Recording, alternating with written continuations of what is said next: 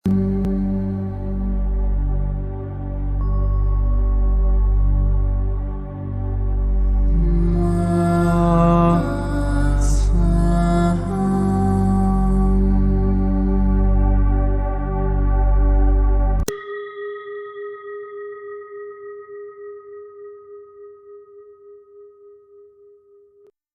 qui suit est la transcription d'un échange entre Mathias De Stefano, désigné ici comme moi, et son soi supérieur désigné comme je suis.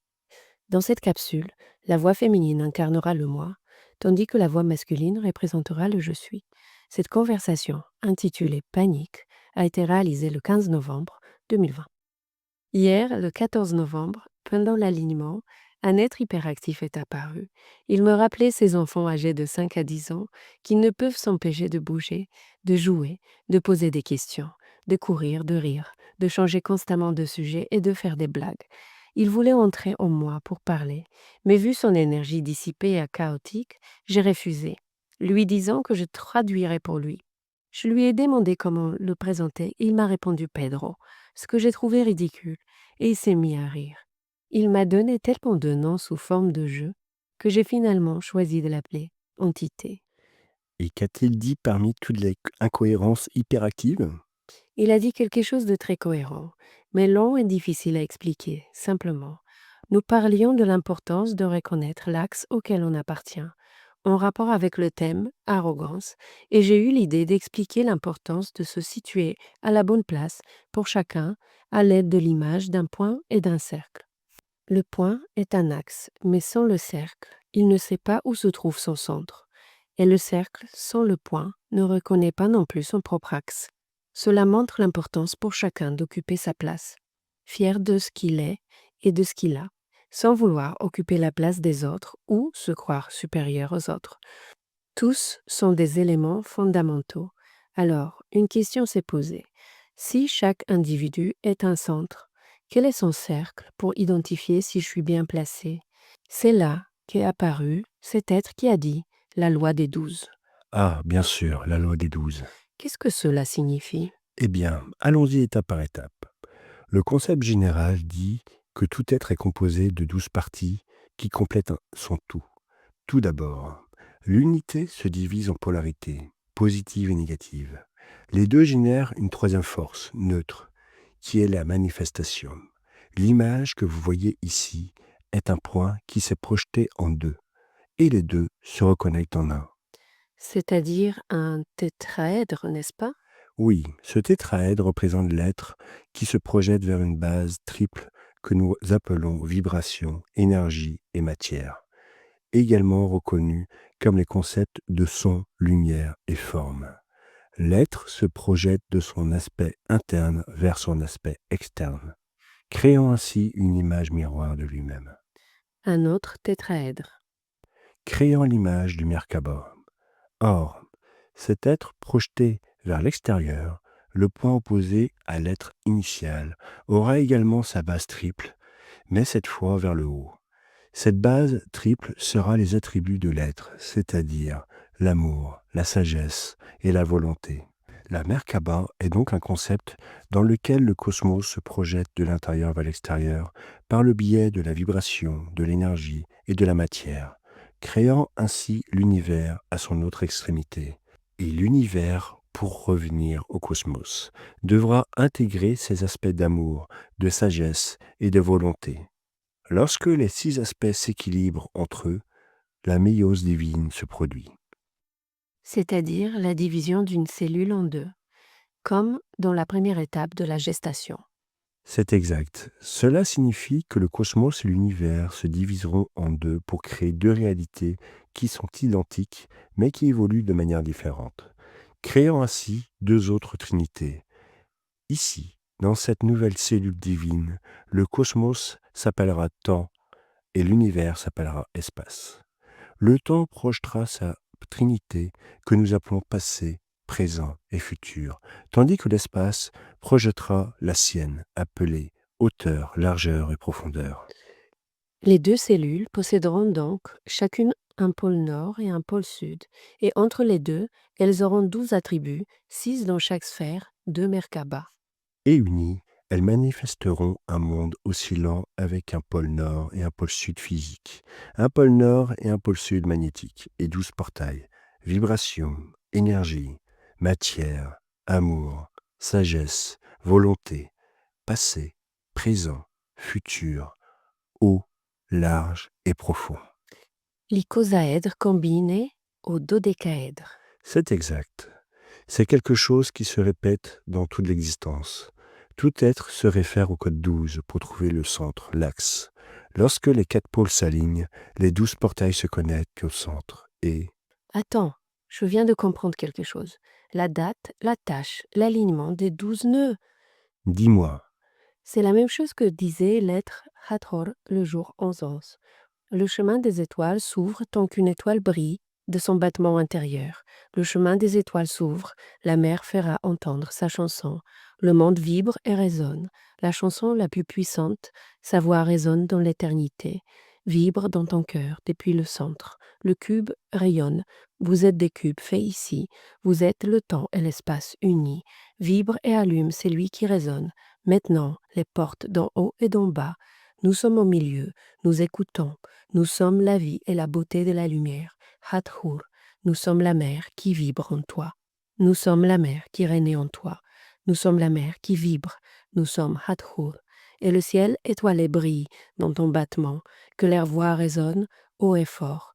Elle doit surgir du centre. Nous sommes ici pour la grande mer.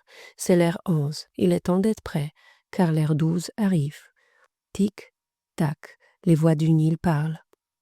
Le ciel sur terre parle à la grande mer. L'ère 11 est le moment d'affronter la grande attente. Tic, tac. Son message parle du cube, un hexaèdre. Celui-ci est composé précisément de 2 tétraèdres, un Merkaba.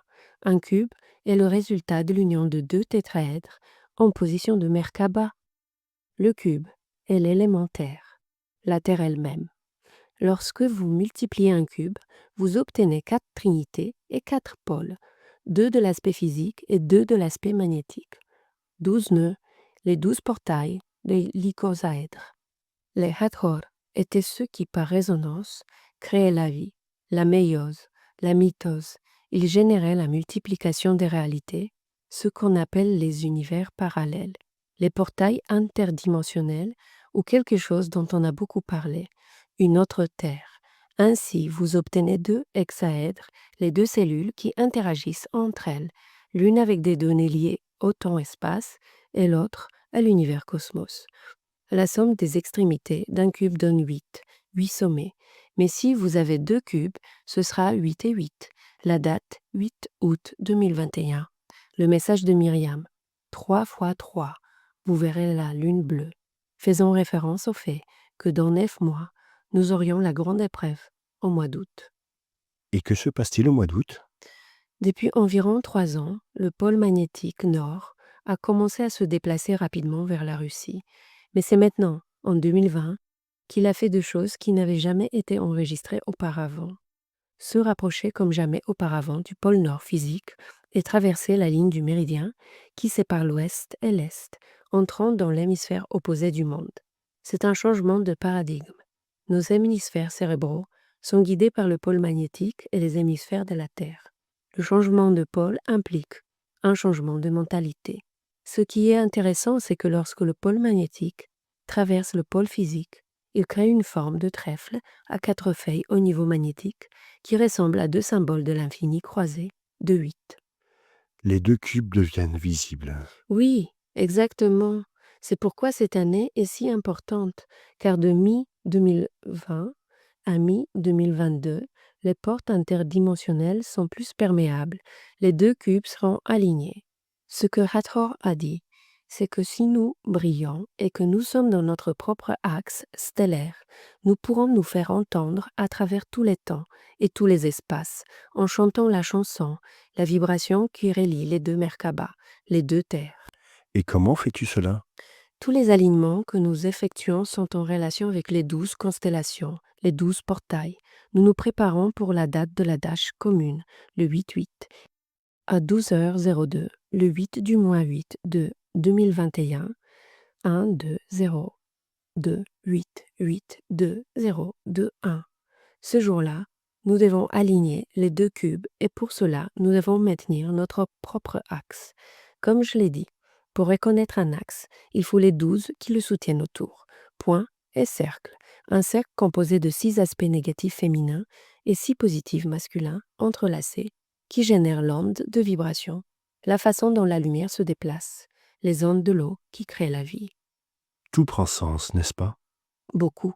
Tout s'assemble. Et le message de ton ami Pedro? Il a dit que ces 12 portails de la Terre sont les mêmes que les 12 portails des constellations qui se reflètent en nous, dans les 12 systèmes organiques au niveau physique, lesquels s'éveillent grâce à l'émotion de l'âme dans les liens avec 12 personnes qui nous rappellent les 12 concepts dont nous avons besoin pour trouver le centre. L'axe personnel, c'est complexe. Pourrais-tu m'expliquer? Lorsque le pôle nord physique et le pôle nord magnétique s'alignent, cela s'apparente à une horloge dont les aiguilles indiquent l'heure exacte, l'heure 12. L'aiguille des heures marque les millénaires ou les ères, l'aiguille des minutes, les siècles et l'aiguille des secondes, les années. Nous venons de l'heure 11, le temps des miroirs, mais lorsque les aiguilles du pôle nord magnétique toucheront le même méridien que le pôle nord physique, le chiffre 12 en haut de l'horloge, alors commencera le nouveau temps, le nouveau jour, et tout le monde devra commencer à se réveiller. Lorsque les aiguilles s'alignent toutes, c'est comme un énorme engrenage, une horloge ancienne, dans lequel les 12 constellations, les 12 portails, les 12 territoires, les 12 peuples, les 12 personnes, les 12 organes, les 12 concepts doivent s'aligner. La grande épreuve. Ici, ton ami hyperactif, l'entité, s'est exprimé. Depuis des millions d'années, certains êtres cherchent à faire sortir tout le monde de l'axe afin de tester leur fermeté dans le système de la loi des 12. Ils testent qui sont les plus aptes à ne pas perdre l'axe, la neutralité, tout en reconnaissant que leur centre repose sur 12 aspects externes. Tout d'abord, tu dois reconnaître les 12 constellations en toi, ton thème astrologique, connaître la carte de ton âme. Apprends à la connaître. Deuxièmement, tes 12 systèmes organiques, savoir comment tu en prends soin et dans quel état ils se trouvent. Troisièmement, identifier les 12 concepts qui te définissent dans la vie, qu'ils soient négatifs ou positifs, mais qui font que tu es toi-même, dans ton axe. Et quatrièmement, reconnaissez les 12 personnes de votre vie que vous associez à ces concepts. 4 étapes pour aligner les 4 tétraèdres qui composent les 2 cubes, les 2 terres. Ainsi, je trouve l'axe de ma propre lumière pour être une étoile qui chante et résonne à l'intérieur de la grande mère Terre. Et pour cela, tu dois affronter ton ami Pedro. Veux-tu connaître son vrai nom? Oui, bien sûr. Pan. Peter Pan. C'est une blague? Bien sûr que non. Peter Pan est Pedro le faune. D'une certaine manière, il jouait avec toi. Pan n'est pas ce que l'on mange. C'est le nom d'une divinité grecque, un faune ou un elfe très esplègue qui apparaissait de nulle part dans les maisons des gens avec l'envie de jouer, de s'amuser. Il a dit « Amusez-vous ». Même s'il fait parfois peur, c'est une divinité liée à la vie sauvage, au troupeau, à la fertilité. C'est pourquoi on l'associe à la sexualité, à la virilité, au divertissement, mais aussi à un caractère irascible. Ainsi, si quelqu'un osait le déranger, il réveillait la bête en lui. Il parle de la part sauvage de l'humain, des passions les plus basses, charnelles, de la colère, de la rage, du sexe, de la peur. Surtout la peur, l'origine de toutes les basses passions. C'est pourquoi sombrer dans la crainte, la peur, le désespoir de ce qui pourrait arriver, de la survie, de la rage, de la colère, tout cela, c'est comme sombrer dans la maison du faune. Ce que l'on appelle en grec panoikos, ce que vous appelez aujourd'hui panique. La plus grande des peurs, la racine de tous les maux, qui nous empêche de trouver notre axe. C'est pourquoi Panique lui-même nous a dit hier soir. Ce n'est pas notre travail, mais je vais vous donner un conseil. Maintenant, je comprends tout.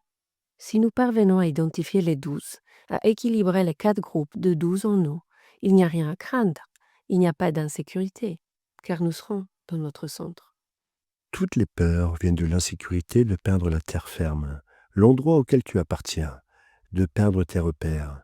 Les 12 autour de toi sont des repères vers toi-même. En les identifiant, tu pourras ajuster ta propre horloge biologique à l'horloge de la Terre. Tic-tac. Et commencer l'ère 12. Cessez de craindre l'avenir. Cessez de craindre votre propre force sauvage. Cessez de douter du comment et du quoi. Et suivez le conseil de Panique lui-même. Amusez-vous, dansez, car le grand déséquilibre de votre vie est d'avoir perdu la référence de la loi des 12. Comme les 12 apôtres. Ce sont des codes que tout le monde a utilisés, car tout le monde les a en soi. Ouf, ça fait beaucoup d'informations. Comment aider les gens à transcender leur panique? Montrez-les, rendez-les conscientes, reconnaissez-les. En quoi sont-elles utiles dans votre vie? Que vous apportent-elles? En quoi ne sont-elles pas utiles? Qu'est-ce qui t'empêche de réaliser tes projets?